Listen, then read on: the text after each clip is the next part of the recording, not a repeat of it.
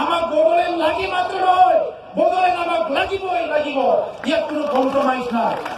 हमें बदलेन चाहिए सभी, बदलेन हमें चाहिए ही चाहिए, हर हाल में बदलेन चाहिए।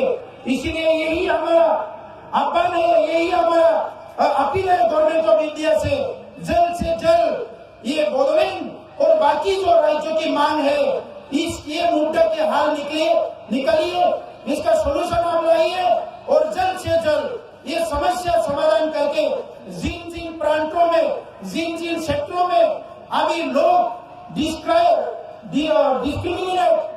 डिप्राइव फील कर रहे हैं उनको भी अपना ये पॉलिसी में, ये जो नेशन बनाने का जो पॉलिसी है, आगे जाने का जो पॉलिसी है, शांति और अमन का भारत से बनाने, हिंदुस्तान बनाने का जो पॉलिसी है, इसमें सबको जोड़ना आप लोग का काम है।